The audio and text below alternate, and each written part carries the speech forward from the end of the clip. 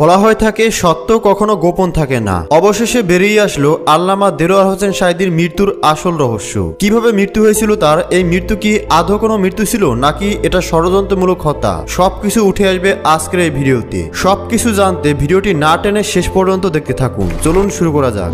14ই August তার বুকে তীব্র ব্যথা ওঠে। হসপিটালে থাকাকালীন তিনি মারা যান। দেলোয়ার হোসেন সাঈদী আমৃত্যু কারাদণ্ডে ছিলেন। দেলোয়ার হোসেন সাঈদীর মৃত্যুতে কাঁদল পুরো বাংলাদেশ। দেলোয়ার হোসেন সাঈদীর মৃত্যু সম্পর্কে আপনারা জানলেও আসলে তিনি কে ছিলেন আর কিভাবে তিনি এতটা জনপ্রিয় হয়ে উঠলেন সেটা হয়তো আপনারা অনেকেই জানেন না। তো সাঈদী সম্পর্কে বিস্তারিত জানতে তিনি কিভাবে কারাদণ্ড পেলেন আর এই মৃত্যুর আসল রহস্য কি, সবকিছু এই ভিডিওতে উঠে আসবে। দেলোয়ার হোসেন সাঈদী হচ্ছে একজন বাংলাদেশি ইসলামী পণ্ডিত, এর পাশাপাশি বাংলাদেশি বক্তা এবং রাজনীতিবিদ। আপনারা হয়তো অনেকেই জানেন না তিনি বাংলাদেশের প্রাক্তন সংসদ সদস্য ছিলেন। তিনি জন্মগ্রহণ করেছিলেন 1940 সালে বাংলাদেশের পিরোজপুর জেলাতে। তার পিতার নাম হচ্ছে ইউসুফ সাঈদী। তিনি একজন স্বনামধন্য ইসলামী পণ্ডিত এবং তার মায়ের নাম হচ্ছে গুন্নাহার বেগম। তার পিতার প্রতিষ্ঠিত মাদ্রাসায় তিনি প্রাথমিক শিক্ষা জীবন শেষ করেন। এরপর তিনি খুলনা আলিয়া কামিল মাদ্রাসায় ভর্তি হন। কিছুদিন এখানে পড়ালেখা করার পর তিনি চলে যান ছারছিনা আলিয়া মাদ্রাসায়। এই মাদ্রাসা থেকেই তিনি কামিল পাশ করেন। কামিল পাশ করার পর তিনি বিভিন্ন বিষয়ের উপরে 5 বছর যাবৎ গবেষণা করেন। এছাড়াও দেলোয়ার হোসেন সাঈদী 4টি ভাষার উপরে পারদর্শী। এগুলো হচ্ছে বাংলা,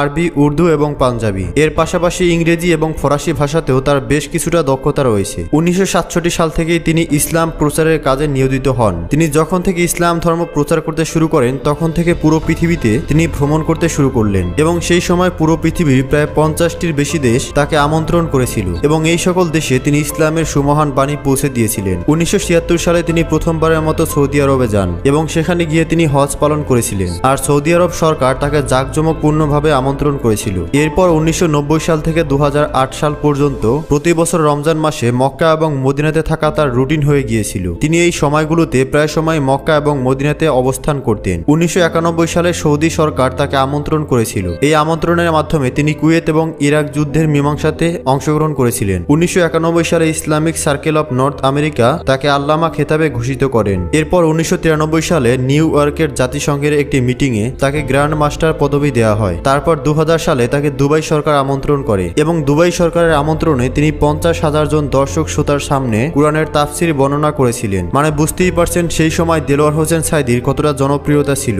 শুধুমাত্র বাংলাদেশেই জনপ্রিয়তা ছিল না, পুরো পৃথিবীব্যাপী তার জনপ্রিয়তা ছিল। এমনকি পৃথিবীর বড় বড় ইসলামিক ফাংশনে কাবা শরীফের ইমাম আব্দুল রহমান আল সুদাইসির সাথে আল্লামা দেলোয়ার হোসেন সাঈদীকে আমন্ত্রণ করা হয় এবং সেই সময় তার জনপ্রিয়তা এতটাই ছিল যে 600 জন অমুসলিম তার হাতে হাত রেখে ইসলাম ধর্ম গ্রহণ করেছিল। পরবর্তীতে 1979 সালে জামায়াতের সাধারণ সমর্থক হিসেবে তিনি যোগদান করেন। এর ঠিক 10 বছর পর অর্থাৎ 1989 সালে তিনি জামায়াতের সদস্য হিসেবে নির্বাচিত হন। 1980-র দশকের প্রথম দিক থেকেই আল্লামা দেলোয়ার হোসেন সাঈদী পুরো দেশব্যাপী ওয়াজ মাহফিল এবং তাফসিরুল কুরআন মাহফিল করতে শুরু করেন। তার সুন্দর বক্তব্য দানের ক্ষমতার জন্য পুরো দেশের মানুষ তাকে অত্যন্ত ভালো হিসেবে গ্রহণ করে। তো এরপর রেগুলার ওয়াজ মাহফিলের মাধ্যমে পুরো দেশব্যাপী আলোড়ন সৃষ্টি করে। যেহেতু সেই সময় দেশে তার প্রচুর জনপ্রিয়তা ছিল তাই তিনি চিন্তা করলেন তিনি রাজনীতিতে প্রবেশ করবেন। এরপর তিনি রাজনীতি করা শুরু করেন আর বাংলাদেশ জামায়াতে ইসলামের একজন নেতা হিসেবে আত্মপ্রকাশ করেন। এরপর 1996 সালে জাতীয় সংসদ নির্বাচনে তিনি প্রথমবারের মতো সংসদ সদস্য হিসেবে নির্বাচিত হন। পরবর্তীতে 2001 সালের জাতীয় সংসদ নির্বাচনে